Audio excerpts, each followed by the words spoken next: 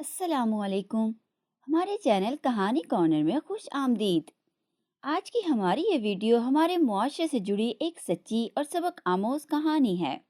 Video شروع کرنے سے پہلے آپ ہمارے چینل کہانی کارنر کو سبسکرائب کر لیں اور بیل آئیکن کو بھی دبا دیں تاکہ تمام ویڈیوز آپ کو بر وقت ملتی رہیں۔ ہمارے گاؤں کے ایک گھرانے میں دو ایسے بھائی تھے جن کی ماں بیٹوں کی شادی دو بہنوں سے کرانا چاہتی تھی۔ اس کا کہنا تھا کہ میری دونوں بہویں اگر آپس میں سگی نہیں ہوں گی تو صلح صفائی اور محبت سے رہیں گی اور ہمارا گھر ان کے اتفاق کی برکت سے جڑا رہے گا۔ وہ بدلے میں اپنی لڑکی کا رشتہ بھی دینا چاہتی تھی۔ یہ دوسرے گاؤں کے لوگ تھے اور یہ کھاتا پیتا گھرانہ تھا۔ میری ماں کو یہی گھرانہ پسند آ گیا۔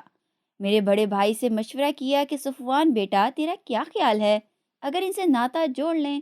ہماری دو لڑکیوں کی شادیاں ہو جائیں گی اور بدلے میں ان کی لڑکی مل گئی تو تیرا بھی گھر آباد ہو جائے گا۔ ماں جو تم چاہو مجھے منظور ہے، لیکن اتنا خیال رہے کہ گھرانہ بے شک دولت مند ہو، لوگ شریف ہوں، کہ کل کو جگ ہنسانی نہ ہو جائے۔ ماں نے دوسرے گاؤں کے منور حسین کے گھر آنا جانا شروع کر دیا۔ اس گھر کا سرپرست فوت ہو چکا تھا۔ وہاں بھی دو لڑکے اور ایک لڑکی غیر شادی شدہ تھے، مگر ان کی بڑی لڑکی کی شادی ہو چکی تھی۔ میں نے اپنی ہونے والی بھابھی کو دیکھا، بڑی تیز ترار بنی ٹھنی ہوئی خوبصورت سی تھی، میٹھی زبان گفتگو سے دل جیت لیتی تھی۔ یہ لڑکی تھی تو گاؤں کی، مگر طرز تعلیم اور وضاقتہ سے لباس کا سلیقہ اور پہننے اوڑھنے کا شعور شہری لڑکیوں جیسا تھا۔ اس کا نام بشرا اور بڑی بہن کا نام عروبہ تھا۔ میں نے بشرا کی ایک جھلک صفوان بھائی کو دکھائی، ان کو بھی لڑکی پسند آئی۔ سچ کہوں تو چھوٹی زیادہ خوبصورت تھی۔ بھائی نے اماں سے کہا کہ بس یہی رشتہ کر دو۔ اچھا پہلے ذرا ان کی عادت شناخت کا اتا پتہ کر لینے دو۔ اس گاؤں میں میری والدہ ایک رشتہ دار رہتی تھی، ان سے ماں نے پتہ کروایا۔ وہاں کے چند شناسہ گھرانوں نے رائے دی کہ یہاں رشتہ سوچ سمجھ کر کرنا، یہ کچھ اور طرح کے ہی لوگ ہیں۔ ایک نے تو صاف کہہ بھی دیا کہ یہاں رشتہ مت کرنا، اچھے لوگ نہیں ہیں۔ بھائی یقیناً لڑکی کی ایک جھلک دیکھ کر لٹو ہو گئے تھے۔ کہنے لگے ارے اماں جس قدر چھان بین کرو گی اتنے ہی کنکر لوگ نکال کر ہتھیلی پر رکھ دیں گے۔ رشتے ناتوں کے معاملے میں بہت کم لوگ مخلص ہوتے ہیں، ورنہ تم کو اس معاملے میں جوڑنے والوں سے زیادہ توڑنے والے ہی ملیں گے۔ یہاں رشتہ ہو جائے گا تو ہماری دونوں لڑکیوں کا بھی مسئلہ حل ہو جائے گا۔ کہتے تو تم ٹھیک ہو، ماریا اور شازیہ ایک گھر میں ہوں گی تو دونوں بہنیں دکھ سکھ میں ایک دوسرے کا ساتھ بھی دیں گی۔ غرض اماں نے حامی بھر لی اور رشتے طے ہو گئے، اور منور حسین کی لڑکی بشرا بیاہ کر ہمارے گھر آ گئی، اور ہم دو بہنیں بشرا کے دونوں بھائیوں کی دلہنیں بن کر ان کے ہاتھ چلی گئی۔ چند دن ہنسی خوشی گزرے۔ سال بعد اللہ تعالیٰ نے ہم دونوں بہنوں کو بیٹے اور ہماری بھابھی بشرا کو بیٹی عطا کر دی۔ ہم سب اس سنجوگ پر بڑے ہی خوش تھے۔ بظاہر کوئی اختلاف نہ تھا، سوائے اس کے کہ ہماری بھابھی اکثر و بیشتر اپنی بیاہتا بہن کے گھر رہتی تھی۔ ہماری اماں کو بس اسی بات پہ اختلاف تھا کہ بہو ماں کے گھر جانے سے زیادہ بڑی بہن کے ہاں جانا پسند کرتی ہے۔ خیر اس اعتراض کے باوجود دونوں گھروں میں زندگی کی گاڑی باخوشی چل رہی تھی کہ تین گھر آباد تھے۔ اماں جب بھی صفوان بھائی سے اس کی بیوی کی بہن کے وہاں جا کر رہنے کی شکایت کرتی، بھائی ان کو سمجھا دیتا کہ ذرا صبر سے کام لو، رفتہ رفتہ اپنے گھر میں دل لگا لے گی۔ شروع میں ایسا ہی ہوتا ہے۔ بشرا کو بڑی بہن سے بہت لگاؤ ہے تبھی وہاں چلی جاتی ہے۔ میں خود تو اس کو چھوڑ کر آتا ہوں اور بہن اس کی واپس چھوڑ جاتی ہے۔ ایک روز بھائی صفوان کو علم ہوا کہ وہاں محکمہ میں ایک اسامی خالی ہے۔ بیوی کی بہن کے گھر کو دلچسپی دیکھ کر انہوں نے ایک دوست سے شہر رابطہ کیا، جسے متعلقہ محکمہ کے آفیسر سے کہا کہ میرے بھائی کا تبادلہ دوسرے گاؤں کرا دیا۔ اب تو بھائی کا روز موٹر سائیکل پر نمرہ کے گاؤں آنا جانا رہنے لگا، اور بھابھی کا بہن کے گھر آنا جانا بھی مشکل نہ رہا۔ صفوان بھائی صبح ڈیوٹی پر جانے کو تیار ہوتے تو بھابھی بھی ان کے پیچھے موٹر سائیکل پر بیٹھ کر بہن کے گھر چلی جاتی۔ پہلے بشرا 15 روز بعد ایک دن کو جاتی تھی، اب ہفتے میں 2 بار جانے لگی۔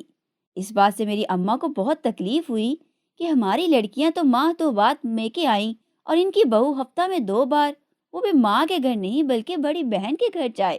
یہ آنا جانا اب تو اماں کو اور زیادہ کھلنے لگا تھا کہ بہو کے یوں روز کے آنے جانے سے ان کو کام کاج کا کشٹ بھی اکیلے ہی اٹھانا پڑتا تھا۔ جس گاؤں میں بھائی صفوان کا تبادلہ ہوا تھا وہ ہمارے اماں ابا کے گھر سے 13-14 میل دور تھا۔ یہی وجہ تھی کہ بشرا بھابھی وہاں جا کر 1-2 روز رہ جاتی کہ اب تو صفوان کا روز کا آنا جانا ہے، جب چاہوں گی چلی جاؤں گی۔ بھائی کا تبادلہ محکمہ انہار کے ایک ذیلی دفتر میں ہوا تھا۔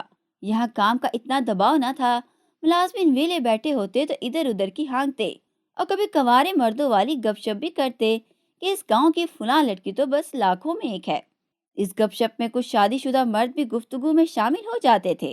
एक रोज ये फारिग हजरात आपस में ऐसी ही बातें कर रहे थे कि भाई भी इनके पास जा बैठा। लड़कियों का जिक्र छिड़ गया। एक दोस्त बोला, निम्रा बड़ी तीखी है, तो दूसरे ने कहा, और बुशरा, यार वो तो लाजवाब ही होगी। हाँ, मगर इस पर ज्यादा माल खर्च करना पड़ेगा शायद, और जब से इसकी शादी हुई है आसानी से तो मिल नहीं सकती। जब निम्रा का मौका लग जाएगा वो मिल सकती है। निम्रा और बुशरा के नाम सुनकर भाई के कान खड़े हो गए, क्योंकि हमारी भाभी का नाम भी बुशरा और इसकी बड़ी बहन का नाम निम्रा था। कौन सी निम्रा यार? भाई ने सवाल किया। अरे वही जिनका घर कमेटी चौक के पास है। मुनव्वर मरहूम की बेटी है। वो खुद तो भला मांस था, इसके मरते ही लड़कियों ने पुरपर्जे निकाल लिए हैं। गोया वो भाभी और इसकी हमशीरा मोहतरमा का जिक्र कर रहे थे। भाई के तो कान सनसनाने लगे। बीवी का यूं अपनी हमशीरा के घर दौड़कर जाने का मतलब समझ में आने लगा। इस रोज तो वहां से उठकर घर आ गए, लेकिन दिल में एक तीर सा पेवस्त था कि जिसको निकाले बिना चैन से सांस लेना दुश्वार हो रहा था। दूसरे रोज अकेले में इस आदमी से कहा कि निम्रा के बारे में जरा तफसील से बताओ, क्योंकि मैं तो ये जानता हूँ कि वो एक शरीफ आदमी की बीवी है। वो कहने लगा, रहने दे यार, मत शराफत पर तोहमत लगा। अगर यकीन नहीं आता तो कल ही बुलवा देता हूँ। जाने क्या सोचकर भाई ने रकम इस आदमी के हाथ पर रख दी कि बस सिर्फ एक झलक, बस दीदार करना है। वो दिन बहुत बेचैनी से काटा। सफवान ने दुआ मांगी, खुदा करे वो निम्रा इनकी बीवी की बहन यानी इनकी साली ना हो। भाई ना तो अपने घर की बर्बादी चाहते थे और ना हम दोनों बहनों का उजाड़ कर घर वापस ला बिठाना चाहते थे। भाभी बुशरा से बड़ा प्यार था। तसव्वुर भी ना कर सकते थे कि इनको तलाक दे देंगे, लेकिन अब तो शेर के मुंह में सर दे दिया था। शाम को इसी शख्स के डेरे पर इनके साथ गए और रात होने का इंतजार करने लगे। दिल धड़क रहा था, हल्क खुश्क था। रात के 10:30 बजे थे कि एक शख्स एक बुर्का पोश औरत को लेकर आ गया। लालटेन की रोशनी में सफवान भाई ने इसको देखा। वो निम्रा ही थी, इनकी साली, जिसकी इज्जत वो बहनों की तरह करते थे। जो ही इसकी नजर भाई पे पड़ी, चेहरे का रंग फुक हो गया। अच्छा, तुम हो निम्रा जिसके सारे गांव के वारा मजाज मर्दों की जुबान पर चर्चे हैं। ये कहकर वहां से उठकर बाहर निकले और मोटरसाइकिल बैठकर घर आ गए।